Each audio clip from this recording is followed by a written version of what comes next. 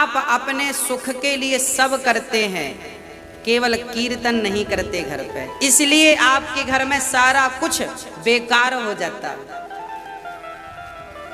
आपने बढ़िया सी खीर बनाई, बादाम काजू किशमिश डाल करके, पर खीर बनाने के बाद कढ़ाई से आपने उस बर्तन में डाल दी, पलटा दी, जो बर्तन गंदा था।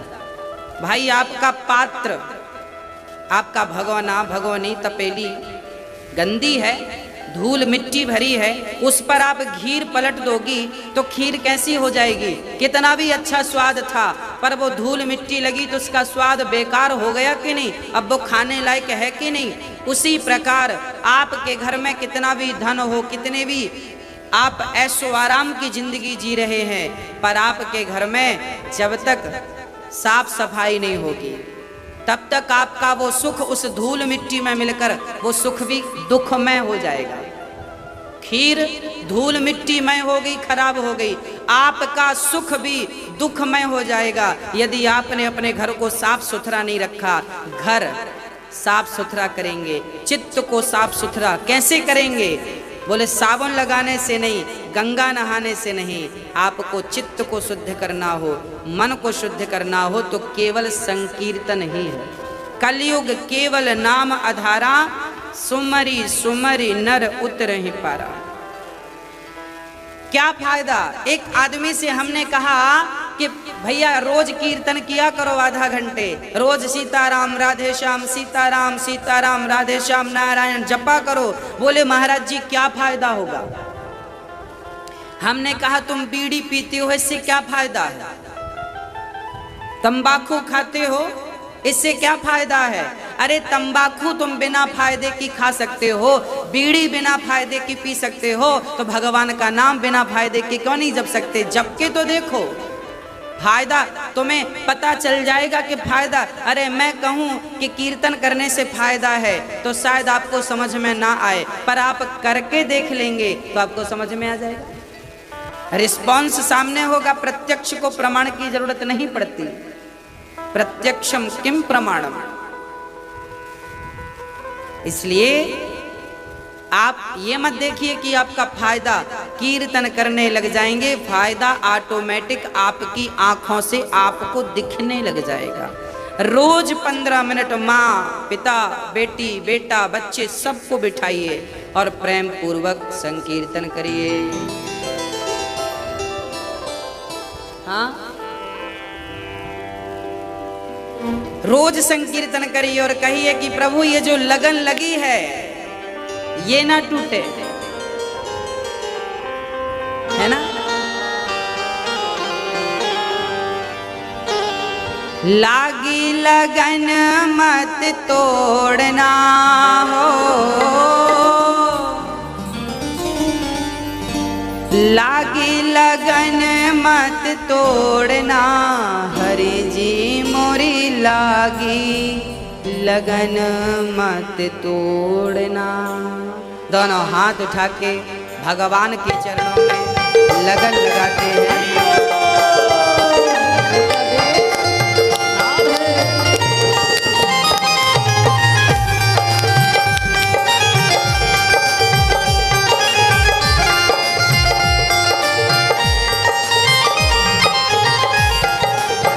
लागी लगन मत तोड़ना हो, लागी लगन मत तोड़ना, है लागी लगन मत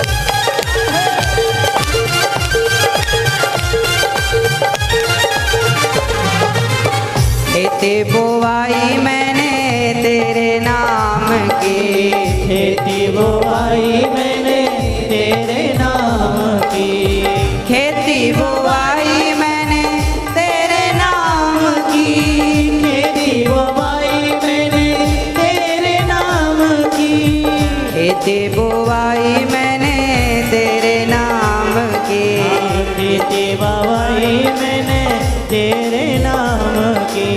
मेरे भरोसे मत छोड़ना हो, मेरे भरोसे मत छोड़ना,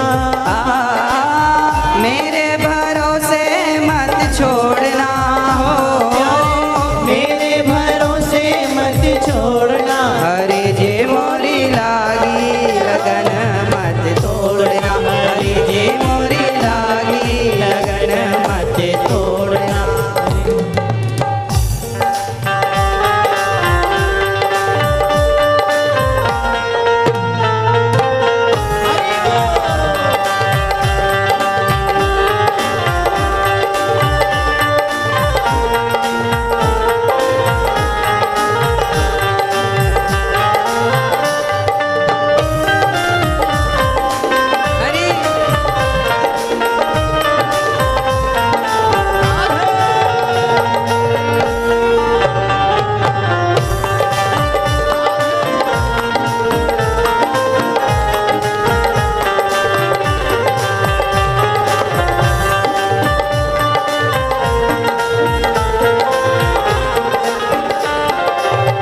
जल है गहरा नाव पुरानी, जल है गहरा नाव पुरानी, जल है गहरा नाव पुरानी, जल है गहरा नाव पुरानी।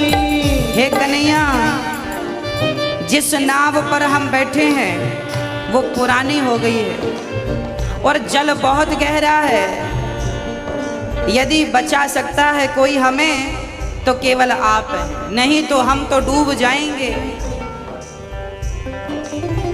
जल है गहरा नाव पुरानी, जल है गहरा नाव पुरानी, जल है गहरा नाव पुरानी, जल है गहरा नाव पुरानी, जल है गहरा नाव पुरानी, जल है गहरा नाव पुरानी।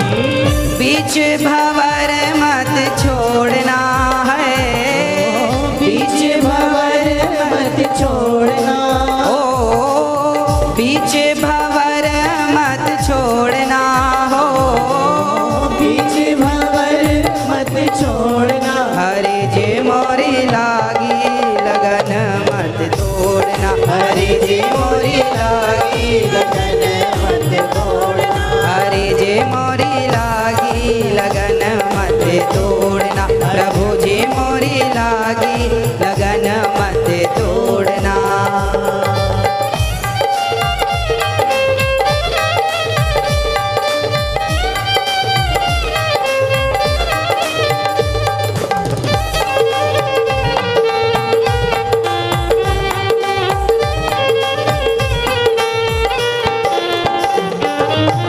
लागी लगन मत तोड़ना हो, लागी लगन मत छोड़ना, हाय लागी लगन मत तोड़ना हो, लागी लगन मत तोड़ना। हरे जे मोरी लागी लगन मत तोड़ना, हरे जे मोरी लागी लगन मत तोड़ना, हरे जे मोरी लागी लगन मत तोड़ना, प्रभु जी मोरी लागी लगन मत तोड़ना, हरे जे मोरी लागी लगन मत तोड़ना।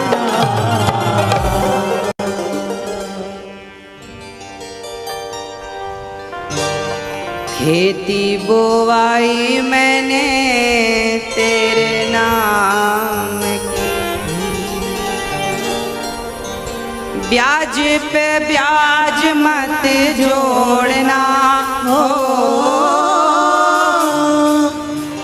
ब्याज पे ब्याज मत जोड़ना, हरे जी मोरी लागी लगन मत तोड़ना। जल है गहरा नाव पुरानी, नाव पुरानी से अर्थ है कि शरीर जर्जर हो चुका है, बूढ़ा शरीर। जल है गहरा, संसार सागर बहुत गहरा, और शरीर अब बूढ़ा हो गया। नाव पुरानी, बीच भंवर मत छोड़ना। कन्हैया आप हमारी उंगली थाम लीजिए बस। भगवान से दिन रात सोते जागते जब आप सोने जाया करो ना बिस्तर पर, तो सोने के पहले जरूर कहा करो, सोने के पहले भगवान से जरूर कहा करो कि हे नाथ, मैं आपको कभी भूलूं नहीं। हे नाथ, मैं आपको कभी भूलूं नहीं। हे नाथ, मैं आपको कभी भूलूं नहीं। बस ये कहते कहते हे नाथ, हे गोविंद, मैं आपको कभी भूलूं नहीं। हे श्याम सुंदर, मैं आपको कभी भूलूं नहीं। हे राधा रानी, मैं आपको कभी भूलूं नहीं। हे रघुनंदन, मैं आपको कभी भूलूं नहीं। ऐसा हे प्रभु, मैं आपको कभी भूलूं नहीं, ऐसा कहते कहते सो जाइए। जब आप ऐसा कहते कहते सोएंगे तो जानते हैं क्या होगा? आपके सपने में भगवान का आपको दर्शन हो जाएगा। और मैंने संत जनों से, गुरु जनों से सुना है कि जिसे पहले स्वप्न में भगवान का दर्शन होता है, वही भगवान के साक्षात दर्शन का अधिकारी भी बनता है। हाँ, जिसे बंद आंखों से नजर आए, उसे खुली आंखों से नजर क्यों नहीं आए? तो पहले बंद आंखों से देखना प्रारंभ करो। बंद आंखें मतलब स्वप्न। और आज से तो पुरुषोत्तम महीना स्टार्ट हो गया। आज आप जितना अधिक भगवान का चिंतन करेंगे, जितना अधिक भगवान का भजन करेंगे, उसका कई गुना अधिक फल भी आपको प्राप्त होगा।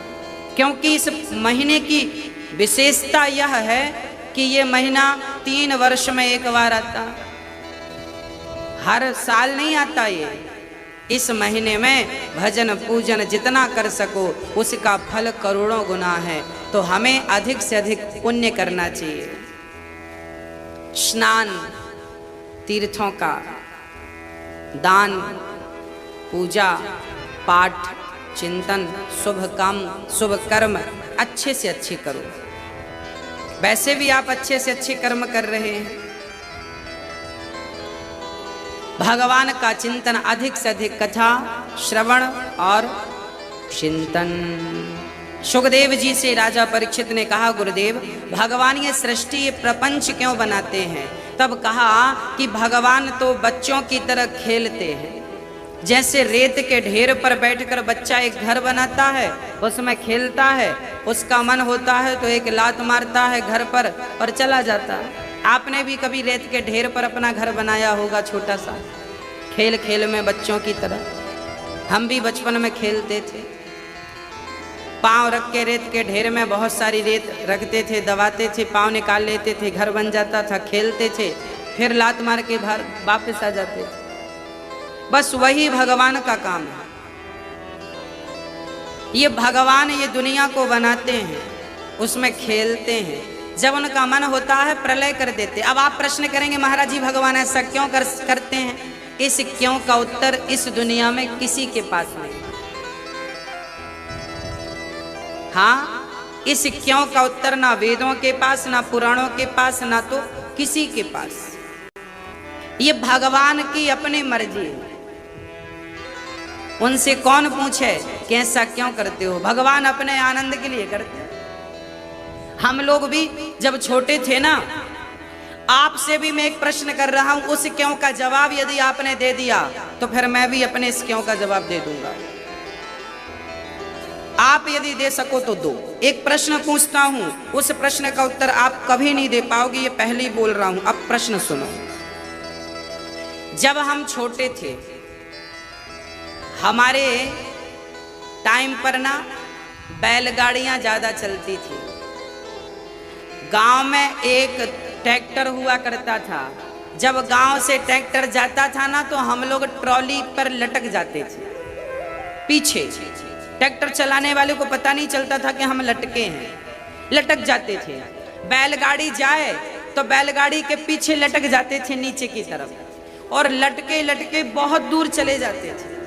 फिर वहां से जब वो बैलगाड़ी ज्यादा ही दूर चली जाए तो हम लोग बैलगाड़ी छोड़ देते थे, फिर पैदल पैदल आते थे। अब आप ये बताओ कि ये मस्ती आपने भी अपने बचपन में की होगी। यदि आपने की है तो मुझे ये बताओ कि जब छोटा सा बच्चा बैलगाड़ी में लटक के आधा किलोमीटर जाता है तो लोग उससे पूछते हैं क्यों रे, जब तुझे पैदल वहीं पहुंचना था तो वहां से इतने दूर तू आया क्यों, क्यों आया? क्या इस क्यों का उत्तर वो बच्चा दे पाएगा? वो कहेगा हमें बहुत आनंद मिला, हमारा सुख था, उसको बहुत मजा आया। अच्छा, उसको कितना मजा आया, क्या उस मजे का अनुभव कोई दूसरा कर सकता है? उस मजे का अनुभव तो केवल वो बालक ही कर सकता है, और वो अपने शब्दों से भी अपना मजा बता नहीं सकता है कि उसे लटकने में कितना मजा आया। बस उस क्यों का उत्तर वो बच्चा नहीं दे पाता। आप भी बच्चे थे, आप भी नहीं दे पाए। उसी प्रकार इस क्यों का उत्तर भी भगवान नहीं, कोई नहीं दे पाया। कभी भगवान मिलेंगे तो शायद आप पूछ लीजिएगा भगवान ये सृष्टि क्यों बनाते हैं, इसके पीछे उद्देश्य भगवान का क्या है। भगवान का यही उद्देश्य है कि हम जीव मात्र का कल्याण हो और हम भगवान की शरण में जाएं, शरण में जाएं। अब भगवान नारायण ब्रह्मा को उत्पन्न, ब्रह्मा सृष्टि उत्पन्न करते हैं। अब सुखदेव जी कहते हैं राजन, भगवान का स्वभाव तो देखो, कितना बढ़िया स्वभाव है भगवान का। दूसरे स्कंध में भगवान ने, सुखदेव जी ने परीक्षित को कहा, चीराणि किम पथि न संति दिशंति भिक्षाम, अधिक से अधिक संग्रह से बचो, सत्याम क्षितौ किम कशिपो प्रयासैर बाहु स्वसिद्धे युपवर्णै किम, सत्यंजलो किम पुरुधान्य पात्र्या दिग्बल कैलादौ सति किम दुकूलैः। जब हमारा जमीन पर सोने से काम चल सकता है तो पलंग के लिए प्रयास करने की जरूरत नहीं। ये सिद्धांत त्यागियों के, हम सभी को भी त्यागी होना चाहिए। याद रखना भक्तों, जहां त्याग होता है ना वहां सुख भी होता है। हाँ, सुख कहाँ है? सुख त्याग में है। और हम पकड़ के सुख चाहते हैं, हम उल्टा करते हैं, इसलिए हमें सुख नहीं मिलता। त्याग ही सुख का कारण है। हाँ? हमारे पास 100 रुपए हैं, तभी हमारे पास कोई आया, हमें बड़ी भूख लगी है, भोजन करा दो। आप क्या करेंगे? 100 में से 50 रुपए का उसे भोजन करा देंगे। तो 50 रुपए आपने त्याग दिए, 50 रुपए आपने दे दिए ना, त्याग दिया। अब जब आपने 50 त्यागे और उसे पेट भर के खिलाया तो उसकी आह सुनकर आपको अच्छा लगा कि नहीं? सुकून मिला कि नहीं? संतोष मिला कि नहीं? तो संतोष कहाँ से मिला? आप त्याग ना करते 50 रुपए का तो संतोष कैसे मिलता आपको? इसका तात्पर्य यह है कि त्याग ही सुख का कारण है। हम त्यागी नहीं बन पाते, पूरी जिंदगी में बुढ़ापे में भी पकड़े रहते हैं घर परिवार को। बुढ़ापे में भी ये घर हमारा है, ये देखिए हमारा कमरा, ये देखिए हमारे घर का वॉश, देखिए हमारी अलमारी, ये देखिए हमारी टीवी, ये देखिए हमारा। बुढ़ापे में आप ये करने बैठे हैं? थोड़ी तो हमें लगना चाहिए भीतर से कि ये सब करने की अब उम्र नहीं, गई वो उम्र गई। आदमी 40 साल की उम्र में घर बनवाए और जमाने को दिखाए तो बात समझ में आती है, पर 60 साल का आदमी कहे कि मैंने घर बनवाया, तुम भी देखो, तो बुढ़ापे में तुमने यहाँ घर क्यों बनवाया है? वहां के लिए भी एक आध झोपड़ी बनवा लो। यहाँ तो गुजर गई जैसी तैसी, गई बहुत थोड़ी बची। नारायण अवचेत काल चिरैया चुग रही, निस दिन आयु खेत। बहुत चली गई साहब, बची कितनी? थोड़ी सी। सुख मैं जीवन त्याग से ही गुजरता है। इसलिए सुखदेव जी कह रहे हैं त्याग करना सीखो। जमीन पर सोने से काम चल जाए तो पलंग के लिए माथा पच्ची ना करो। करपात्री जी, स्वामी श्री करपात्री जी महाराज जमीन पर लेटते थे।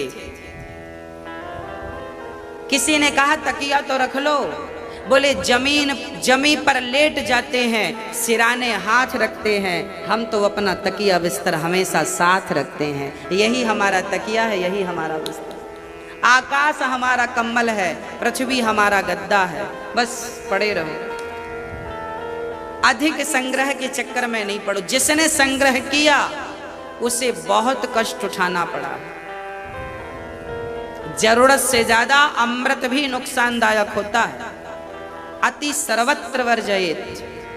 अति सोने चांदी हीरा मोती पद प्रतिष्ठा की भी नुकसानदायक है। इसलिए भगवान से प्रार्थना करो कि भगवान अपनी भक्ति दिए रहना और मैं आपको कभी भूलूं नहीं, बस इतनी मति गति बनाए रखना। बस स्वामी श्री करपात्री जी महाराज अपने हाथों से ही लेकर खाते थे, मतलब रोटियां हाथ पर रख लेते थे और हाथ से ही, ना कटोरी की जरूरत ना थाली की जरूरत। यूं जब कर मतलब हाथ, कर ही पात्र हो, करपात्री कहा गया। करपात्री का अर्थ है कर ही पात्र हैं जिनके।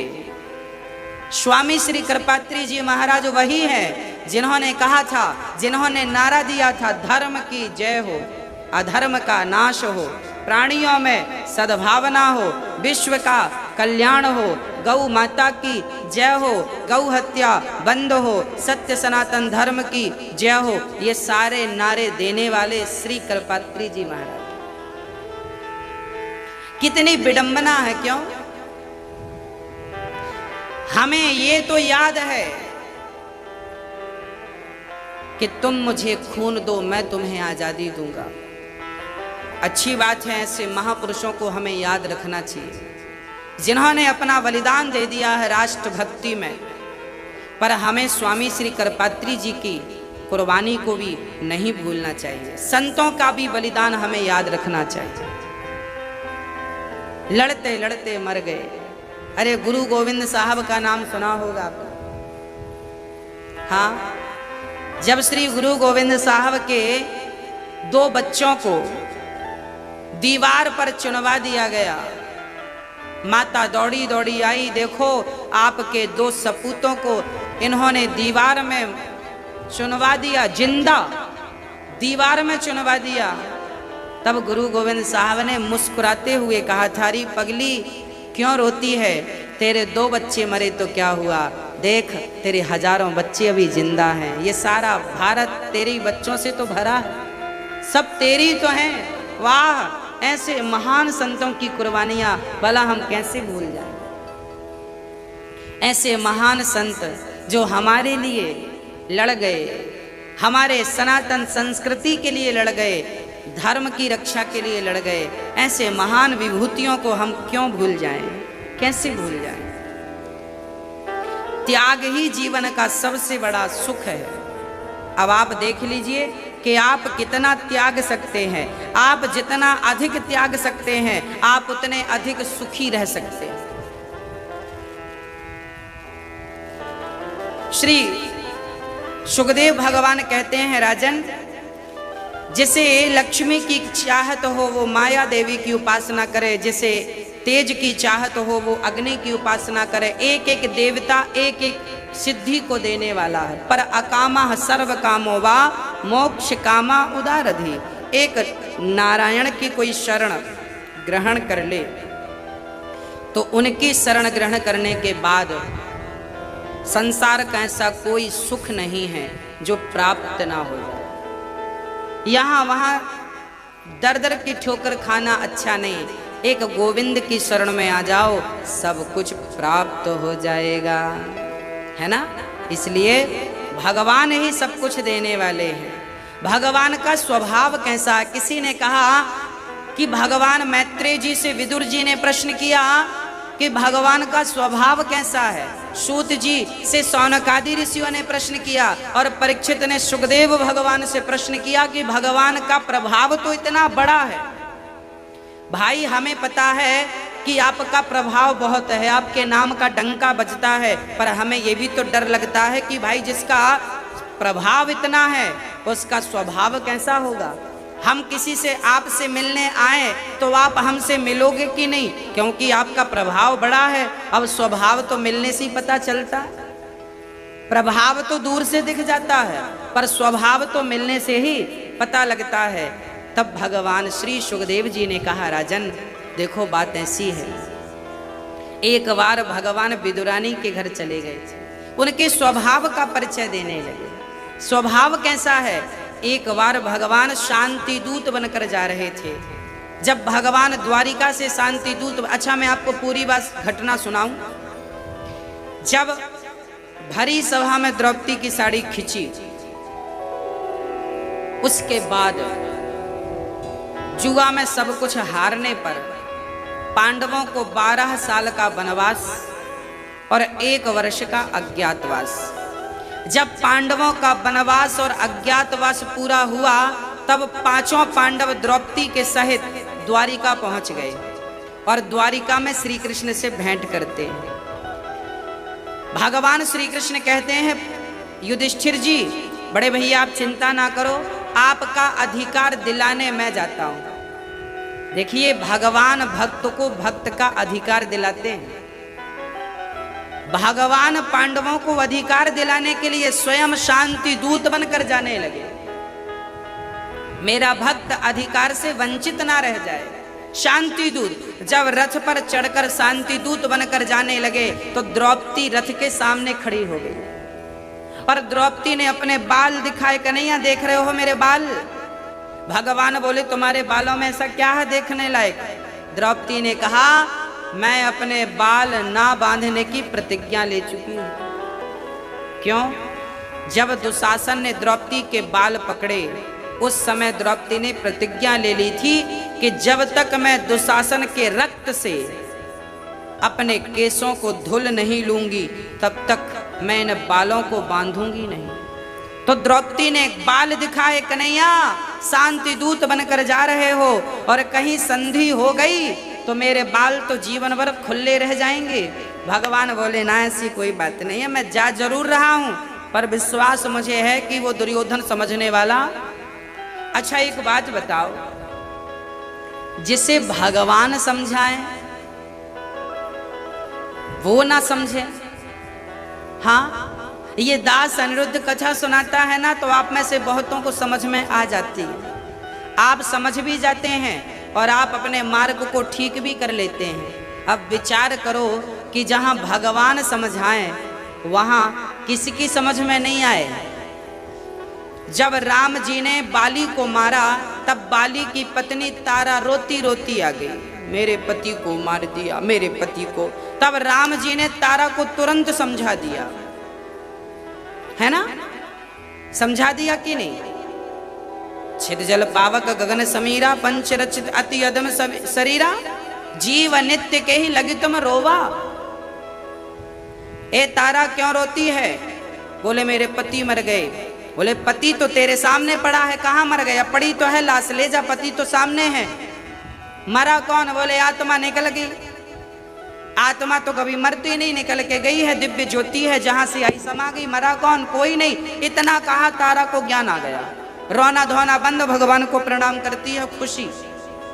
जिसे समझाना चाहे तो चुटकियों में समझा देते हैं, और जिसे ना समझाना चाहें उसके घर शांति दूत बनकर गए। कहा कि पांडवों को 5 गांव दे दो, पर दुर्योधन समझने को तैयार नहीं। अच्छा, भगवान पर जिसकी कृपा होती है, भगवान उसे तो समझा देते हैं। इस कथा से हमें यह शिक्षा मिल रही है कि ज्ञानी मूढ़ न कोई, ना तो कोई ज्ञानी है ना तो कोई मूर्ख है। भगवान जिसे जब जैसा बनाना चाहें उसे वैसा बना देते हैं। मुझे ज्ञानी बनाना चाहें तो भगवान तुरंत ज्ञानी बना दें, और मुझे मूर्ख बनाना चाहें तुरंत मूर्ख बना दें। कोई ज्ञानी नहीं है, कोई मूर्ख नहीं है। भगवान तो जिसे जब जैसे बनाना चाहें। भगवान स्वयं चाहते थे कि दुर्योधन को मैं समझा तो रहा हूं, पर ये समझेगा नहीं, और भगवान समझाना चाहते भी नहीं थे। क्यों नहीं चाहते थे भगवान? भगवान इसीलिए, अच्छा बाद में दुर्योधन की माँ माता गांधारी ने यही तो कहा कि आप चाहते तो युद्ध रुक जाता, इसलिए तो श्राप दे दिया। अच्छा देखो होता क्या है, भगवान पापी को पाप का दंड देना चाहते। दुर्योधन पापी था, भरी सभा में नारी को निर्वस्त्र करना सबसे बड़ा पाप था, कपट के संग जुआ खेलना सबसे बड़ा पाप था। भगवान जानते थे कि ऐसे पापी के मर जाने से ही अच्छा मैसेज जाएगा कि गलत करोगे तो परिणाम भोगना पड़ेगा। भगवान शांति दूत बनकर गए, दुर्योधन को लाख समझाया, भगवान ने अपनी तरफ से कसर नहीं छोड़ी, समझाया, जो बन पड़ा समझाया, पर वो इतना दुष्ट था दुर्योधन, समझने को ही तैयार नहीं।